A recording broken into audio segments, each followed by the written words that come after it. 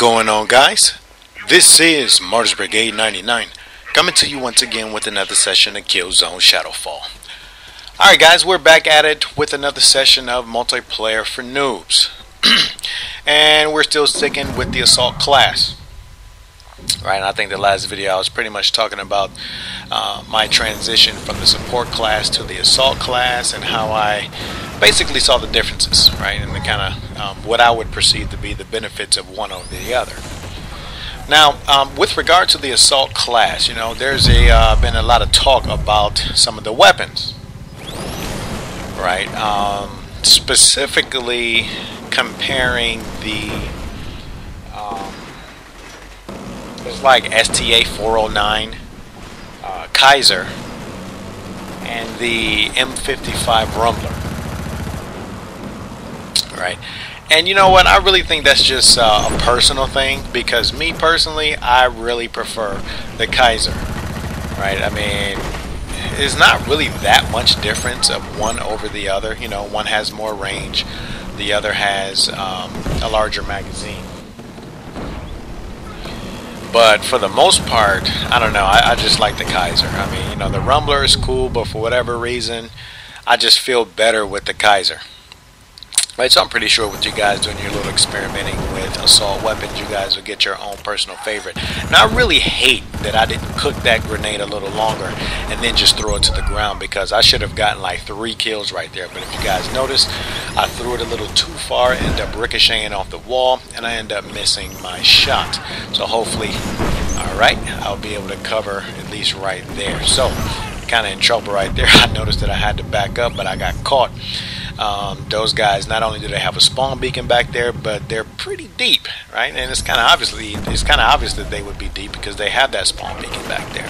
But it's kind of good that they're stuck in that position, right? Because it just demonstrates that we're keeping them locked in, right? Which is a good thing, because this particular objective is search and destroy, defend. Right, so if we let them out of their hole, they'll be out trying to attack the target. So, you know, some people may look at it as a cluster.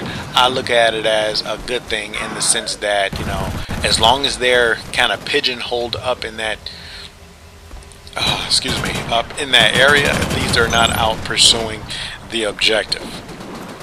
Right, so that's a good thing. Now, I know my own personal preference is the Keyzer over the Rumbler, but I'm kind of messing around with the Rumbler in this particular video.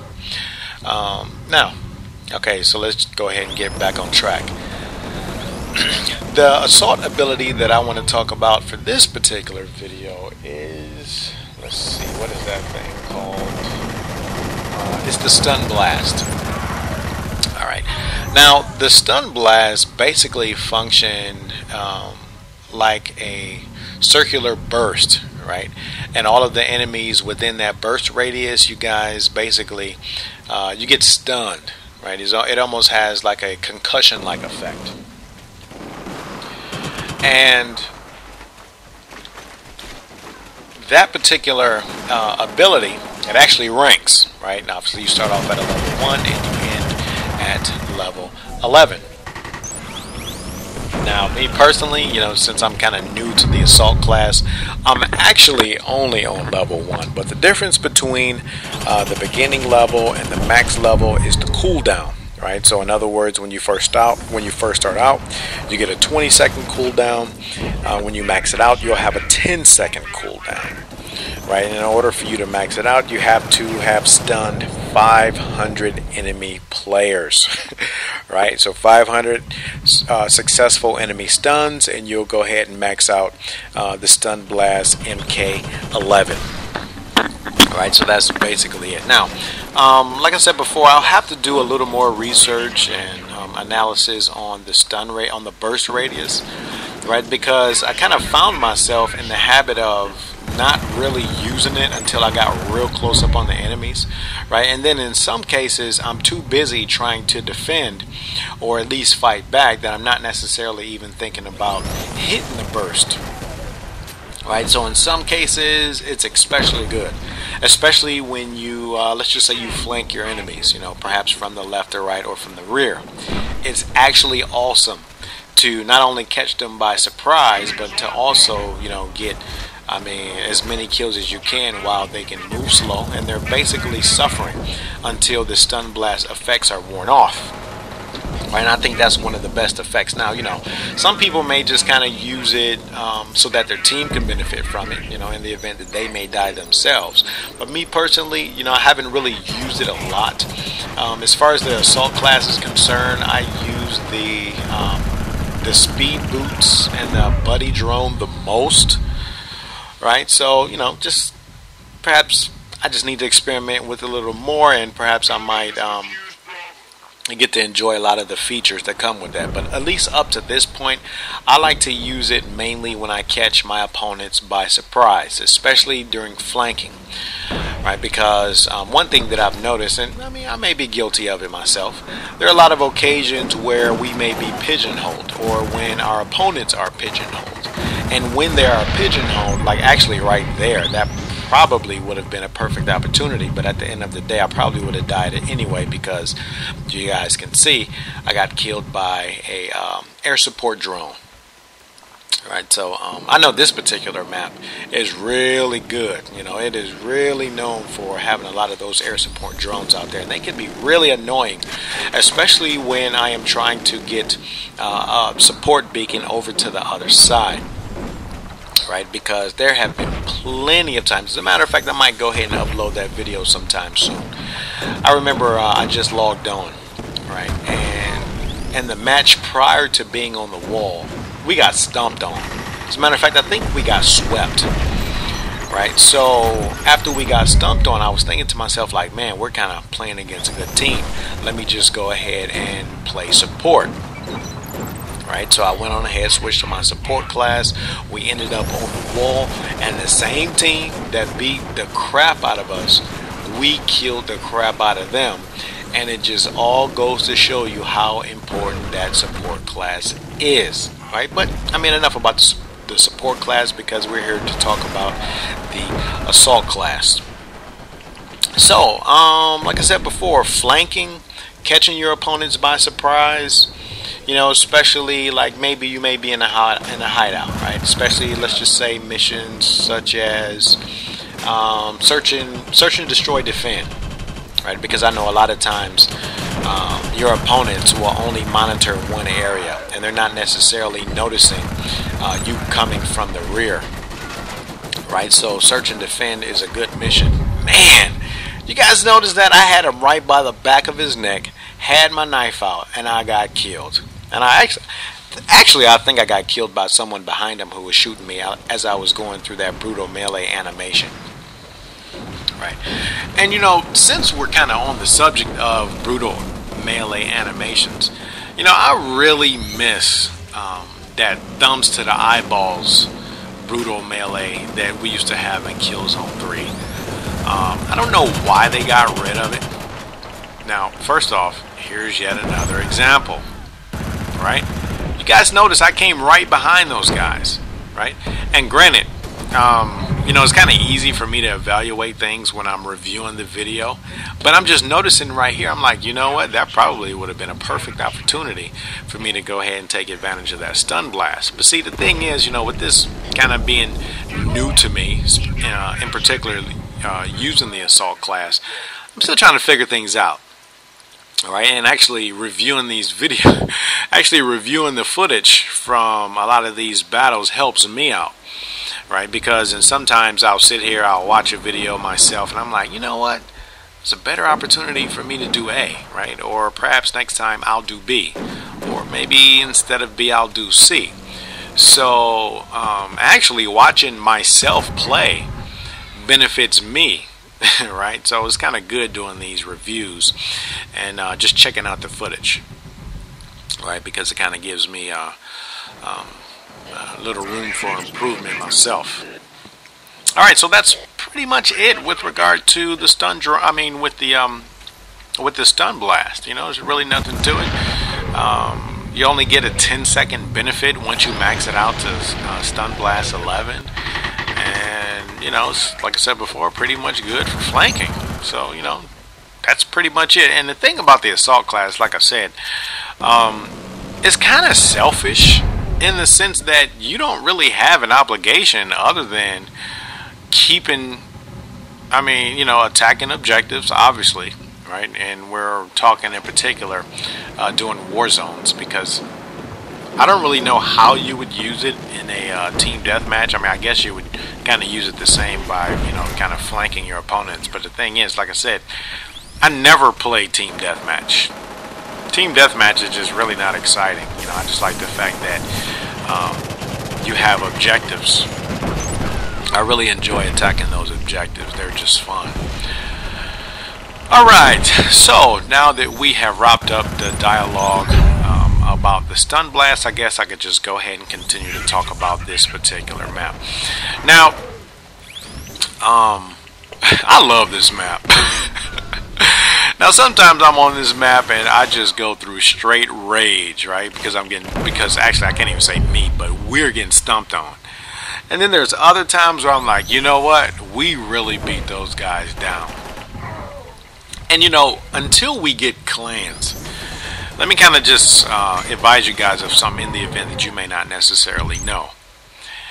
Okay, we may not have clans. In other words, you may not have a label to identify yourself with, but if you guys are new and you have buddies that you want to play with, all you have to do is party up, right? You don't even necessarily need a mic, right? Because, I mean, actually, I've kind of partnered up with people who didn't have a mic yet, but, you know, they just wanted to play with me. All you have to do is party up, all right? And actually, that would be good for practices and coordinations until we get to clans. Right, because you still have a means to communicate. You can communicate by means of party chat, and all you guys are working together. You know, case in point, there's a few guys that I play with pretty often. Right, is T King 67. That guy's awesome with the support class. That guy's awesome. And then there's another guy, Knight, that I play with. That guy, he's pretty good with the assault class. Right, and there's a lot of good guys that I've met while playing Killzone Shadow Fall. I know there's a guy, I think it's Pyromaniac, I think it's 79, I think that's his name. That guy's pretty awesome. I know I played it with and against him on plenty of occasions, and he did pretty good on these maps. And there's a lot of guys that I've been fortunate enough to play with and against. Right now, another thing for a lot of you guys that may be new to the Killzone franchise, let me tell you something about Guerrilla Games. Guerrilla Games, in my opinion, is awesome, right? Because they really pay attention to player feedback. They are very responsive. They pay a lot of attention to the forums. Now, granted, right, they ignore the crybaby stuff like they should. But I think they're really attentive to player needs. Case in point, when the game first came out, there are a lot of people who were making complaints. Right? And based upon those complaints, they said, okay, well, this is what we'll do. We'll go ahead and allow you guys to voice yourself, give us feedback, and we'll allow you guys to vote. Right? And whatever issues are voted on the most, and based upon the comment section, we'll go ahead and consider changing it. So there are a few things that either have been improved or will be improved in the near future because they have paid a lot of attention to the player feedback. All right, one example is, hey, let's just say voice chat. Clans, squads, right? And all of this has been confirmed by them that they're working on it, because, I mean, they'll even say it in the forums, right? They'll just put out a memo basically saying, hey, look, we've been paying attention to you guys' issue, and we're working on improving that and adding it with a future patch. So I think that's a good thing with regard to Guerrilla Games. Right, I really don't know what other games they make. I know Killzone is awesome. I've been playing Killzone since Killzone 2. And actually, I was thinking about getting the original Killzone HD, but I mean, I don't really know. I've been so spoiled with the Killzone Shadow Fall graphics that I really can't see myself going backwards. But I don't know. We'll see. Maybe I'll brush off the dust off the PS3, and I might go ahead and get a original Killzone HD series, right, that was released. Alright, so this is Capture and Connect. And you know, a lot of people have a hard time figuring out how to deal with Capture and Connect. So let me just kind of go through it since we're almost at the end of this particular video. Right? Okay, you start off with Objective C. Right? Whatever team seizes Objective C, then they are tasked with moving on to either Objective B or Objective D. Right? So I believe we're the Hellgas. You guys notice we successfully captured C. So now we're going toward B. Now, the VSA, in order to stop us, either they can prevent us from taking B, or they can just capture C. And if they're able to capture C before we can capture B, then the mission goes in their favor, right? So they go from C to D to E. We have to go from C to B to A. And I know a lot of times I'm on teams and it's kind of like everybody's lost, right? So I figured I'd just go ahead and explain that. You have one faction that starts off at C, and they have to capture and connect from C, B to A. And the opposing team would have to capture and connect from C to D to E. Alright, so if you're ever in one of these missions, you're like, dude, what in the world am I supposed to do? All you have to do is pay attention to where either the areas that you have captured or that your opponents have captured, and in order to seize it, you have to seize those points and go in the direction that basically that you hear. Because in other words, it's almost fail-safe. They tell you, right? They'll tell you like C has been captured, go ahead and proceed toward B, or go ahead and proceed into the next point. Alright, so that's enough about that particular mission, and hey, it's also going to wrap up this particular video. So I hope you guys enjoyed it. Martyrs Brigade is out. Sons and daughters of Helgan, your destiny beckons. Stand with your brothers and sisters. Stand with me, and together we will be undefeated. The past is our faith. The present is our strength, and the future